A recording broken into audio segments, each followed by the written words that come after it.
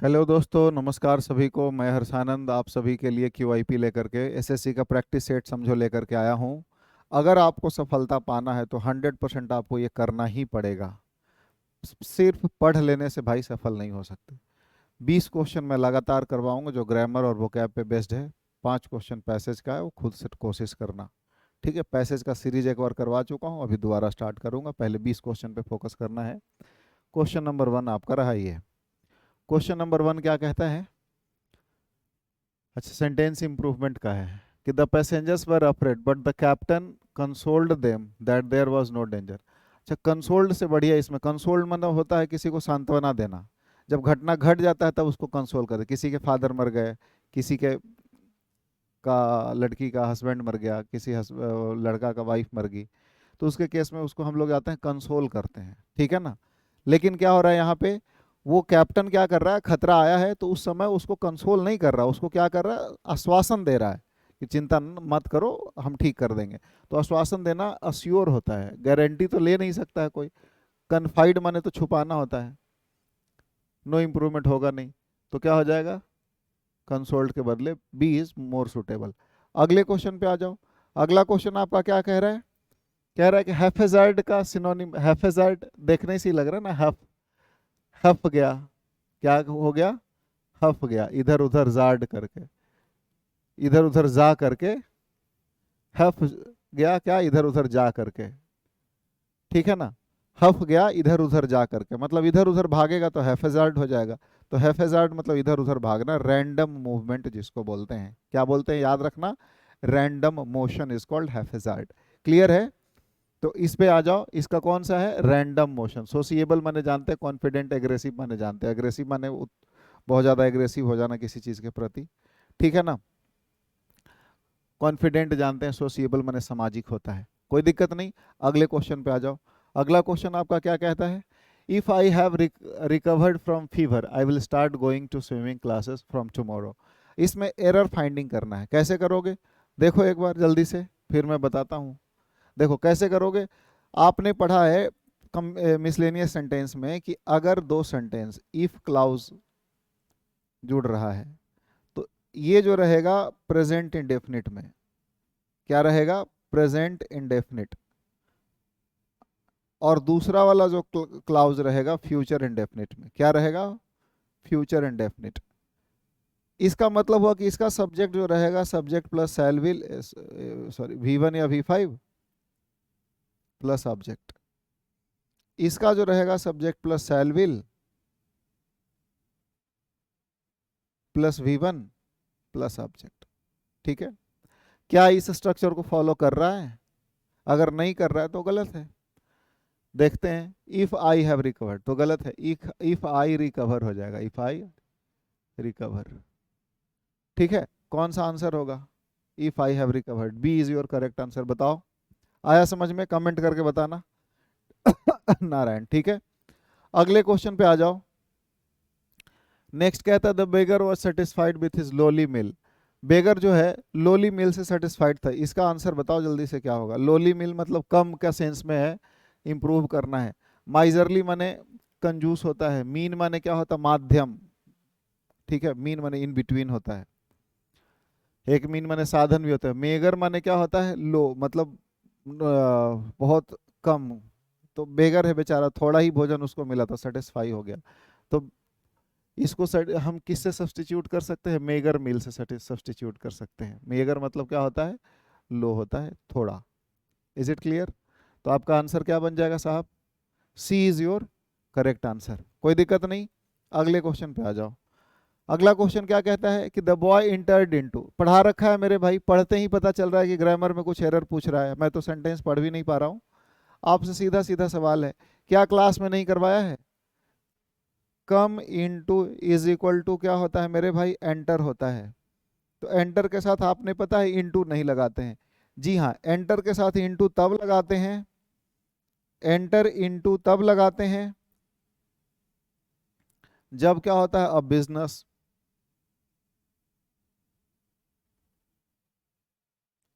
Agreement, कोई contract में अगर हम प्रवेश करते हैं, मतलब मीनिंग डाइवर्ट हो जाता है। जब किसी वर्ड का प्रीपोजिशन जो नहीं लगना है वो लगने लग जाए, इसका मतलब क्या होता है, उसका मीनिंग चेंज हो जाएगा। जैसे arrive at is equal to reach होता है, arrive at is equal to क्या होता है, रीच होता है। तो बेसिकली रीच के साथ एट नहीं लगाते हैं, लेकिन रीच एट तब होता है जब हम रीच एट पहुंचना ना हो, इसका मतलब कोई कंक्लूजन पे आना होता है, तो रीच एट सम कंक्लूजन होता है। बात समझ में आ रहा है? तो आपको गलती निकालना है इसमें। यहाँ पर एंटर का मतलब प्रवेश करना ही तो है, तो मीनिंग चेंज नहीं है, तो इनटू नहीं लगेगा। कोई दिक्कत है? नो दिक्कत। अगले क्वेश्चन पे आओ, ये देखो, करो। क्या कहता है? राजन्स कॉज, राजन्स कॉज्ड एक, सेंटेंस गलत है भाई।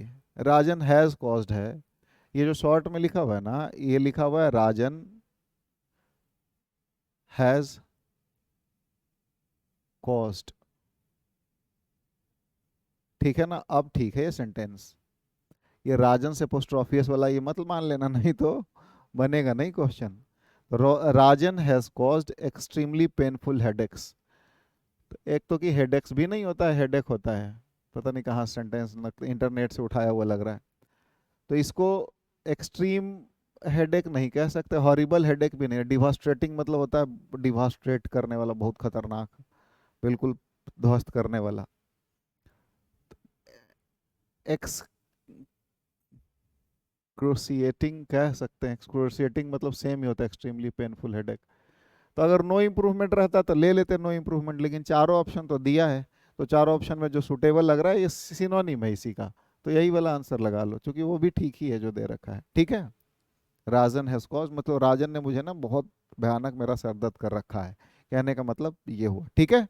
अगले क्वेश्चन पे आओ। क्वेश्चन नंबर नेक्स्ट करो। पैसिव से एक्टिव में ले जाना है। क्या करना है? Paddy is grown by the farmers of this village. Passive से एक्टिव में ले जाना है, तो कैसे करेंगे? देखो, पैसिव से जब हम एक्टिव में जाते हैं तो क्या करते हैं कि अगर हम is M R plus V3 है तो हम V1 या V5 लिखेंगे वर्ब। अगर वॉज वर प्लस V3 है तो हम V2 लिखेंगे एक्टिव में। अगर has have plus been plus V3 है तो हम हैज हैव प्लस V3 लिखेंगे एक्टिव में। सेम सिमिलरली हैड है प्लस भी बीन प्लस V3 है तो हैड प्लस V3 लिखेंगे। समझ में आ रहा है? कोई हेल्पिंग वर्ब प्लस बीइंग वाला तो बाद में बता देंगे, इतना ध्यान रखना। ठीक है? पैसिव से एक्टिव में जाने का ये तरीका है। क्वेश्चन आएगा और आगे भी बताऊंगा। कोई दिक्कत? नहीं दिक्कत। तो क्या हो जाएगा? इज ग्रोन पैसिव में है, इज ग्रोन तो V1 या V5। फार्मर्स है तो आर हो जाएगा हेल्पिंग वर्ब। देखो हैव है, सॉरी भी, ये फार्मर्स है तो V1 आ जाएगा। तो दिस विलेज ग्रो ठीक हो सकता है, ये ग्रीव ये गलत वर्ब, सारे गलत है, तो एक ही ऑप्शन आपका ठीक है, V1 है, सी। है कि नहीं है बताओ? है कि नहीं है? देख लो, साइड हो। ठीक है? कोई दिक्कत नहीं। अगले क्वेश्चन पे आ जाओ। अगला क्वेश्चन कहता है, question number next, sentence arrangement है, करके दिखाओ। एकदम इजी लग रहा है देखने से ही, बहुत डिफिकल्ट तो नहीं लग रहा है, करके दिखाओ। क्या कहता है? It is the ornament of a gentleman and a weapon in the hands of a boss. हो तो नहीं सकता। To fulfill your assignments on time, on time is punctuality. ये भी जनरली हो नहीं सकता। They finish their job in time and are able to finishing touches, able to give finishing touches needed for the job. ये भी, those who are punctual are loved and liked by all. तो ये ज़्यादा suitable, this should be the first sentence, लेकिन ये है ही नहीं, तो PQ से ही है। तो अब इसमें बात करें, to fulfill your assignments on time, is punctuality थोड़ा अजीब लग रहा है। It is the ornament of a gentleman and a weapon in the hands of a boss to fulfill your assignments on time.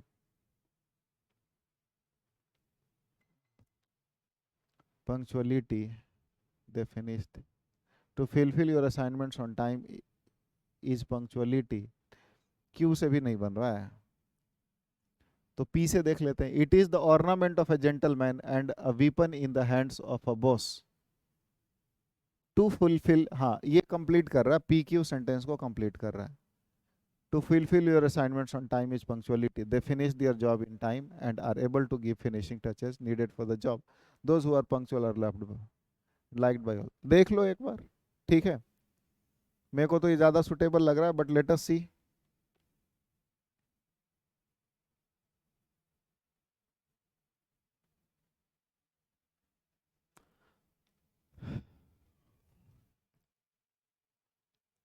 To fulfill your assignment on time is punctuality. It is to fulfill your assignments on time is punctuality. It is the ornament of a gentleman and a weapon in the hands of boss. QP SR boss. Those who are punctual are loved by all. They finish their job in time and are able to. लेकिन ये एक बात ये है कि S के बाद are अगर आएगा तो ज़्यादा सुटेबल है थोड़ा। They finish their job in time and are able to give finishing touches. क्योंकि यहाँ पर those who are punctual, those वे जो लोग पंक्चुअल हैं तो वो लोग अपना टाइम से जॉब करते हैं, तो उस हिसाब से थोड़ा अगर इसको इग्नोर मारें तो पी एस क्यू एस ये भी गलत है। वैसे तो मेरे हिसाब से ठीक है बहुत, अगर ये ले लो चाहे तो, अगर ये वाला एस आर वाला लेंगे तो ये ले लो, इसे भी सेंटेंस बन जा रहा है, दोनों में से कोई सा ले लो, अजीब सा सेंटेंस है, जो दे रखा होगा आंसर दोनों में से इसी में से कोई दे रखा होगा, ठीक है, इन्हीं में से दोनों है। ये वाला भी फ्लो में बन रहा है पी क्यू आर एस, लेकिन थोड़ा अजीब लग रहा है, एस के बाद आर होना चाहिए कि those who are punctual are loved and liked by all, they finish their job, इसका कारण दिया है, ठीक है ना, तो एस के बाद अगर आर ले लो तो ये वाला ले लो, यही वाला डी ले लो, ठीक है। चलो आगे बात करते हैं। एस के बाद आर का फैक्टर जो है ना वो आपको मजबूर करेगा अगला सेंटेंस ऑप्शन लेने पे। इसमें doctor saved passive saved many lives during the pandemic, अब ये सेव्ड वी टू है, सेव्ड क्या है वी टू है, तो इसको जब हम पैसिव में कन्वर्ट करेंगे तो यहाँ मेन वर्ब का थर्ड फॉर्म लिखेंगे सेव्ड, और यहाँ बी का वी टू लिखेंगे, तो वॉज वर होता है, वॉज या वर्ब, मेनी लाइव्स है तो वर हो जाएगा, तो जिस सेंटेंस में वॉज वर सेव्ड होगा वही वाला आंसर होगा। तो देखो बीइंग लग गया गलत, हैव बीन लग गया गलत, वर सेव्ड इसमें और इसमें आर सेव्ड है तो गलत, तो हमारा आंसर क्या होना चाहिए, बी होना चाहिए कि नहीं होना चाहिए बताओ, बी होना चाहिए कि नहीं होना चाहिए, ठीक है, आया समझ में। चलो आगे बात कर लेते हैं, सारा पढ़ाया हुआ है मेरे भाई। Identify the misspelled word, hallucination HALLUCINATION arrogant, मिल गया, मिल गया, बताओ क्या होगा, एकदम सिंपल है, एरोगेंट का स्पेलिंग क्या होता है बताओ, what is the correct spelling of arrogant, Narayan Narayan, what is the correct spelling of arrogant.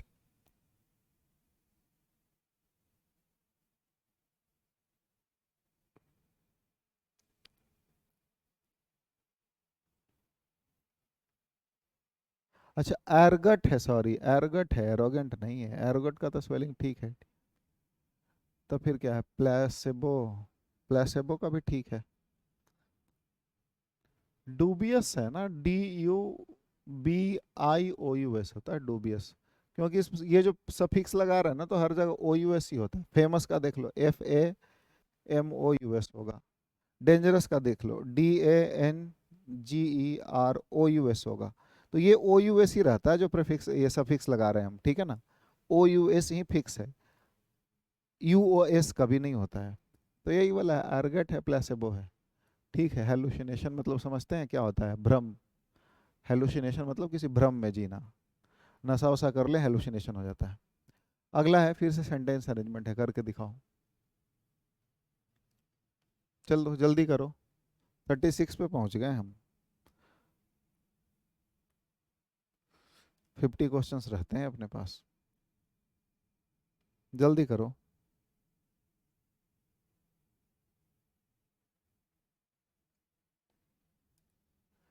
The knowledge so फार। अच्छा, पहला सेंटेंस दे रखा है और द नॉलेज सो फार, तो फिर तो यही होगा, द नॉलेज सो फार। सो फार के बाद क्या है, ये सब्जेक्ट हो ही गया, एडवर्ब है, ये सब्जेक्ट है। सब्जेक्ट लगा दिए भाई साहब, फिर एडवर्ब लगा दिए, तो एडवर्ब किसका विशेषता बतलाएगा, वर्ब का बतलाएगा, तो यहाँ पर वर्ब आएगा। और जो वर्ब से शुरू हुआ होगा, दे, दीज, ये है होगा ही नहीं, तो यही वाला होगा एक, ए। तो ए से शुरू होगा, ये दोनों कट गए, अब दोनों बचे ये, ए सी बी चाहे A B C D. Available about the endocrine gland is very limited. Hormones are the body's chemical, these are the glands. अच्छा, इंडोक्राइन क्राइन ग्लैंड की बात कर रहा है, तो फिर दीज आर द ग्लैंड्स कहेगा, तो ए के बाद सी, जिसमें है ए के बाद सी, आपका आंसर हो गया सी। ठीक है, समझ में आया, ये इजी है, ये स्ट्रक्चर बेस्ड है सेंटेंस का। अगला क्वेश्चन पे आ जाओ। कहता है कि select the most appropriate idiom in a difficult situation, का इडियम ढूंढना है। B in a tight corner, give a cold shoulder. देखो, कोल्ड शोल्डर देने का मतलब क्या होता है, आप अगर किसी को कंधा दे रहे हो, कंधा देना मतलब क्या होता है, साथ देना। तो गिव ए कोल्ड शोल्डर कहने का मतलब होता है कि मतलब मन से किसी का हेल्प नहीं करना, यही तो होना चाहिए। बोल्ट फ्रॉम द ब्लू कहने का मतलब होता है अनएक्सपेक्टेड कोई इवेंट, आपके साथ कोई घटना घट जाए। ठीक है, bolt from the blue, blue क्या होता है, पानी होता है, आकाश होता है, उसमें से अचानक से कुछ निकले, डरावना है, अनएक्सपेक्टेड है। तो बोल्ट फ्रॉम द ब्लू कहने का मतलब अनएक्सपेक्टेड हो गया। ठीक है, अगले पे आप पुल द लास्ट स्ट्रॉ, मतलब अंतिम प्रयास करना। Pull the last last straw, अंतिम बार है तुम्हारा। ठीक है, लास्ट स्ट्रॉ खींच रहे हैं। तो अब be in a tight corner, तो be in a tight corner मतलब क्या होता है, एकदम बिल्कुल टाइट चल रहा है जिंदगी, क्या बोलते हैं, अरे बड़ा टाइट समय चल रहा है, तो यही इस हिसाब से देख लो क्या होना चाहिए, बताओ। ईडीएम का यही है, थोड़ा सा हिसाब किताब अपना सोच समझ के अगर बना देंगे तो बन जाता है ना। क्या होना चाहिए आंसर, बताओ जल्दी, ए या बी।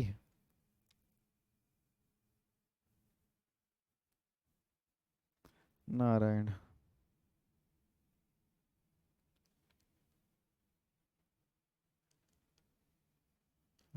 क्या होगा, ए होगा ना, बी ने टाइट करो। अगला है, select the incorrectly spelled word. नेसेस, knowledgeable, K N O W L E D G E A B L, knowledgeable है, आर की एक और पहले भी आया है। देखो, ये सब स्पेलिंग का भी गलत मत करना, ये रिपीटेड है, रिपीटेड है। परजरवेरेंस भी रिपीटेड है, तो बस रिपीटेड को गलती मत करना, ये कसम खा लो। Perseverance, P R S E V E R A N C, ठीक है दोनों। नॉलेजिएबल भी ठीक है, तो necessary, N E C E, N E double S E C I double N, यही गलत है, एन ई नेसेसिटी होता है। ठीक है, देख लो, चेक करो, जस्ट फाइंड इट आउट।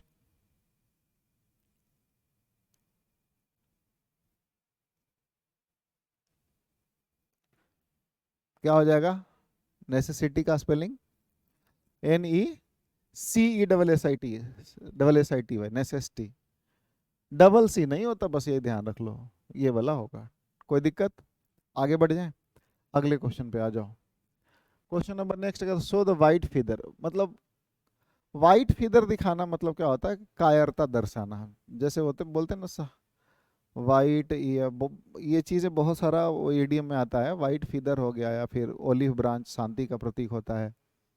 ठीक है, तो शो वाइट फिदर, फिदर मतलब शो कवार्डिस, कायरता दिखाना किसी चीज़ को लेकर के। मुहावरा है, याद रखना पड़ेगा। तितली उड़ी, बस पे चढ़ी, आ गई तितली भाई, पंखा से लगी और शायद गिर गई। Story intended to teach moral lessons, one word substitution, कोई ऐसा स्टोरी जो मोरल लेसन सिखाता हो। ये भी रिपीटेड क्वेश्चन है, उसको क्या बोलते हैं, बताओ। स्टोरी इंटेंडेड टू,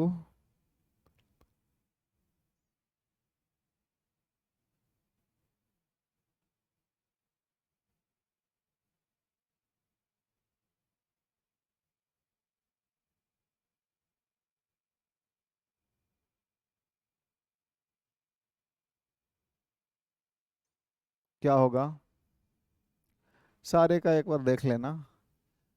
देखो, पर बॉईल, बॉईल से बना हुआ है, बॉईल माने उबालना, तो पर बॉईल माने किसी चीज को पकने तक उबालना। पैरासाइट जानते हो, एक ऐसा जीवाणु होता है जो दूसरे के शरीर में रहता है और उसका नुकसान पहुंचाता है। ठीक है।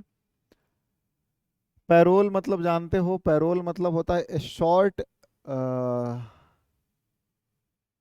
क्या बोलोगे, अ शॉर्ट बेल, कोर्ट से जो मिलता है, जेल से थोड़े दिन के लिए पैरोल पर छूटता है।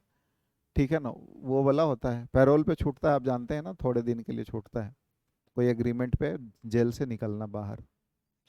तो बच गया पैरेबल। पैरेबल मतलब क्या होता है, story intended to teach moral lesson. तो इसका भी आंसर क्या हो गया, ए। कोई दिक्कत नहीं, आगे बढ़ जाते हैं। नेक्स्ट कहता है इसोटेरिक। ये भी पूछ रखा है, इसोटेरिक भी रिपीटेड क्वेश्चन है, देखो इसका भी गलत नहीं होना चाहिए। थोड़े दिन पहले ही ये आया था, नारायण सिनोनिम बता रहा है, इसोटेरिक का सिनोनिम बताना है, रिपीटेड क्वेश्चन है।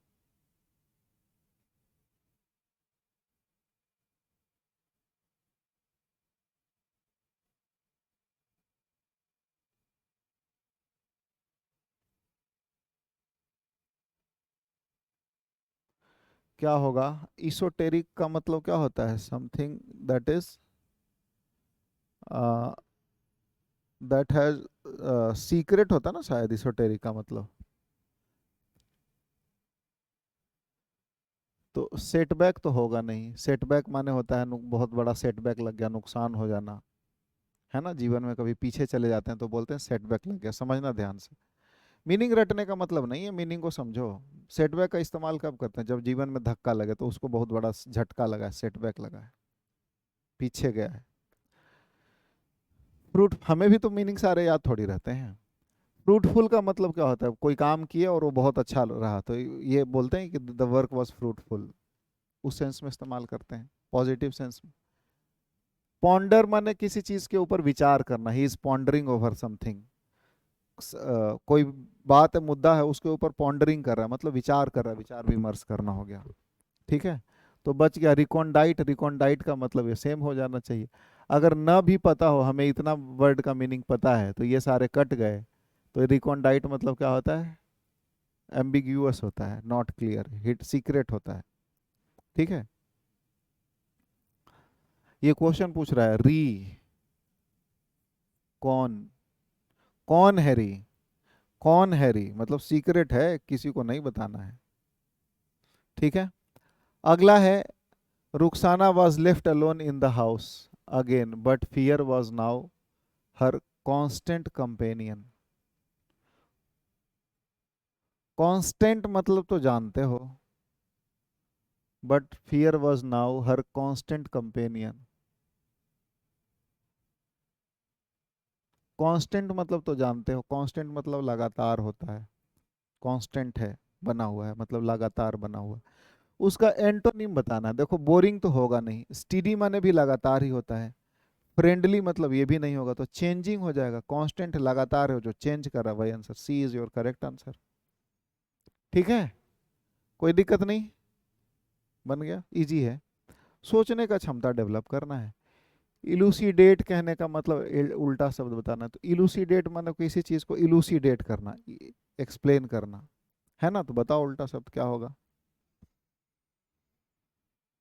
खूब वो क्या पूछ दिया है।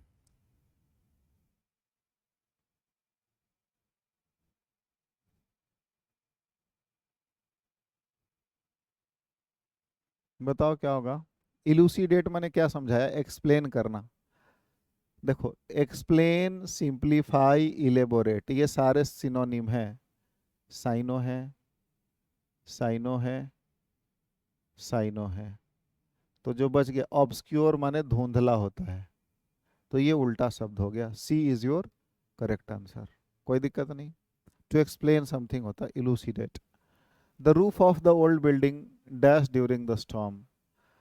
किसी छत का रूफ अगर गिर जाए तो उसको क्या बोलते हैं, जैसे मैं अगर खड़ा हूं, मैं गिर गया तो ही कोलैप्स्ड। ठीक है ना।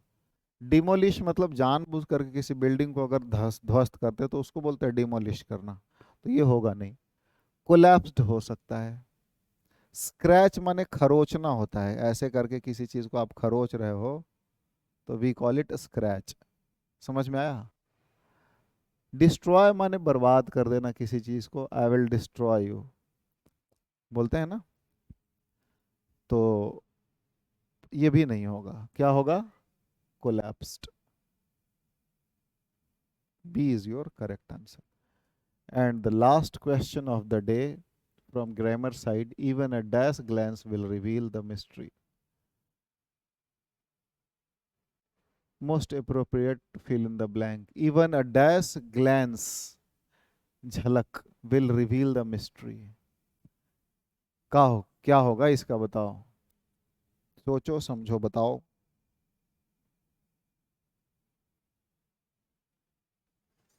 देखो, कोई मिस्ट्री है, ठीक है, और मैं कहता हूँ एक हल्का भी झलक मिल जाए ना तो मिस्ट्री को रिवील, क्योंकि इवन लगा रखा है। इवन मतलब क्या हो जाता है कि किसी चीज को अलग, मतलब बहुत डिटेल में ना जाना, जैसे बोलते हैं इवन, जैसे आई एम हंग्री, मुझे भूख लगा है।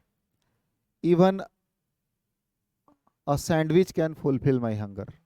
मैं हंग्री तो हूँ लेकिन एक छोटा सा सैंडविच भी मेरा, इवन माने भी हो गया, सैंडविच भी मेरा हंगर फुलफिल कर सकता है। तो उसी तरीके से अब ये कहता है कि एक छोटा सा ग्लैंस, एक जल्दी में भी अगर मुझे ग्लैंस मिल जाए, एक झलक मिल जाए, तो मिस्ट्री को वो रिवील कर देगा। तो जल्दी का क्या होता है? क्रूड माने क्रूड ऑयल, सुने हो क्रूड ऑयल? ये क्रूड शब्द माने कच्चा तेल जो हम लोग इस्तेमाल करते हैं ना, उसके लिए वर्ड है। इट इज क्रूड, रॉ है ये, ठीक है। अब आया क्रिटिकल। क्रिटिकल थिंकिंग सुने हो? जैसे क्रिटिकल थिंकिंग, क्रिटिकल एग्जामिनेशन, तो इसलिए वर्ड इस्तेमाल करते हैं critical thinking, critical examination, critical condition. He is in, the patient is in critical condition, मतलब नाजुक। क्रिटिकल थिंकिंग मतलब बहुत बारीकी से सोचना। क्रिटिकल एग्जामिनेशन मतलब बारीकी से एग्जामिन करना। अलग अलग सेंस में इस्तेमाल हुआ। क्यूरियस, तो क्यूरियस मतलब he is very curious. Parents होते हैं बहुत ज्यादा क्यूरियस होते हैं टुवर्ड्स हिज चिल्ड्रन। बच्चा क्या होता है? बहुत ज्यादा क्यूरियस होता है लर्निंग के प्रति। कोई भी क्वेश्चन पूछोगे तो क्वेश्चन में घुस जाएगा, ऐसे क्यों होता है, ऐसे क्यों होता है, ऐसे क्यों होता है। तो क्यूरियस शब्द का इस सेंस में इस्तेमाल कर लेते हैं। तो बच गया कर्सरी, मतलब क्षणिक होता है। कर्सर क्या होता है? ब्लिंक करते रहते हैं। कर्सरी मतलब क्षणिक। तो even a cursory glance will reveal the mystery. तो what will be the correct answer? C. ठीक है, कोई दिक्कत नहीं यहाँ तक। अब मैच करवाना कितना नंबर आता है, कितने क्वेश्चन से, कमेंट में जरूर बताते रहना, ठीक है। अब आता है अपना पैसेज। तो पैसेज में देखो, कहता है पेंचिन Lama was just 6 years old when he was allegedly abducted by the Chinese government on 17 May 1995 along with his family members after he was recognized by the Dalai Lama as in reincarnation of the 10th Panchen Lama. On the 25th anniversary of his disappearance, the Tibetan government in exile on Sunday demanded China to release the 11th Panchen Lama, Gedun Chiokei Niyama, considered to be a reincarnation of Bodhisattva Amitabha. In a statement issue here, the president of the exiled government, एक छोटा सा बुद्ध के pension Lama एक व्यक्ति हैं जो तिब्बत के हैं, वो उनको चाइनीज गवर्नमेंट ने वो कैप्चर कर लेता है, जेल में बंद कर देता है, ठीक है। उसके बाद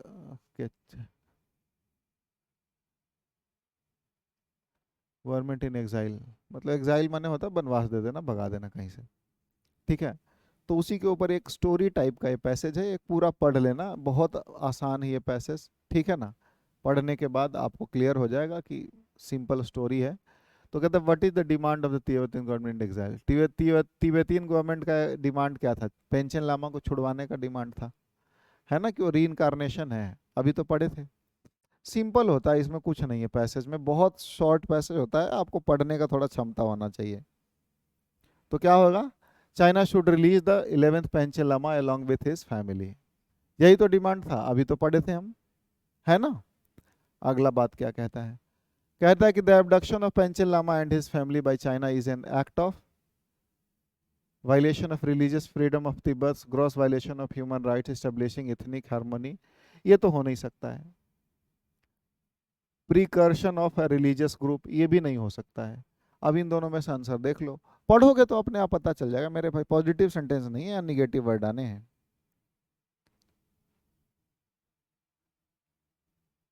हालांकि क्वेश्चन में दे रखा होगा, एक बार देख लो।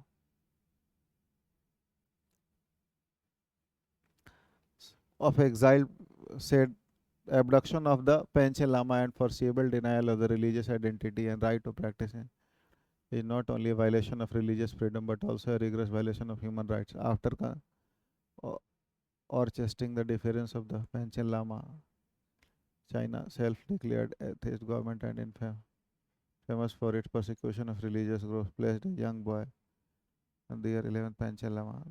This politically motivated acts failed, however, to displace the position of the Panchen Lama from the hearts and minds of the Tibetan people. For Tibetans and Buddhists around the world, Chonki will always be the true Panchen Lama, he added.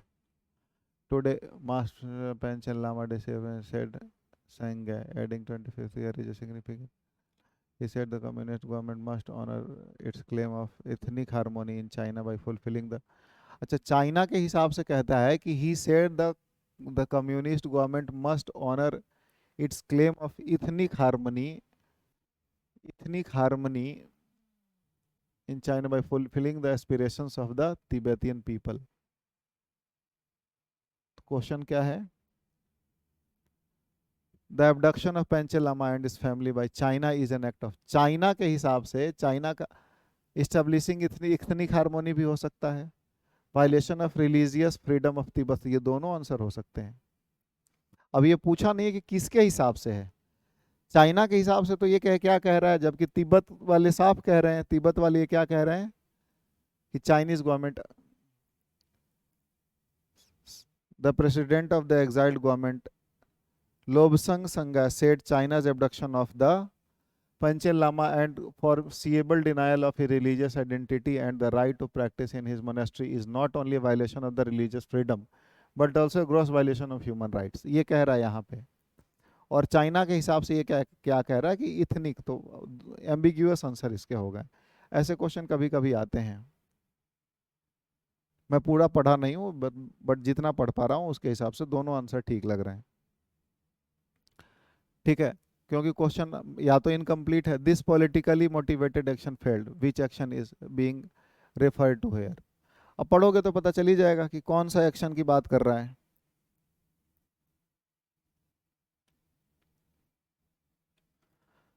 क्या बात कर रहा है? Placing of, अच्छा, China चाहता था Gyaltsen Norbu as the 11th Panchen Lama by China.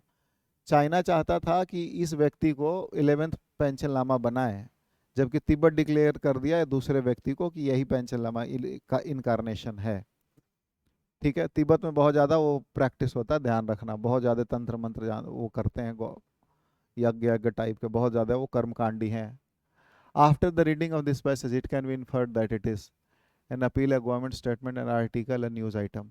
Simple सा दिख रहा होगा आपको कि it is a kind of what, कोई एक न्यूज़ आइटम है, समाचार की ही बात किया है कि ऐसा ऐसा घटना घटा है। ठीक है, और आखिरी में क्या, what is the real name of the Panchen Lama imprisoned by China. China ने जो इम्प्रिजन किया है उसका रियल नेम क्या है?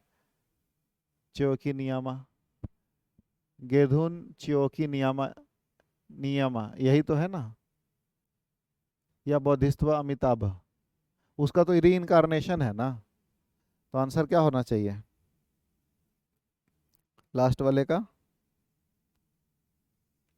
री इनकारनेशन है ना बोधिस्त्व अमिताभा का, लेकिन नाम तो वही दे रखा है, पहले वाले सेंटेंस में ही हम लोग पढ़े हैं। ठीक है, तो A is the correct answer for this. तो आज के लिए बस इतना ही। नारायण नारायण, मिलते हैं अगले क्लास में। जय हिंद। हेलो।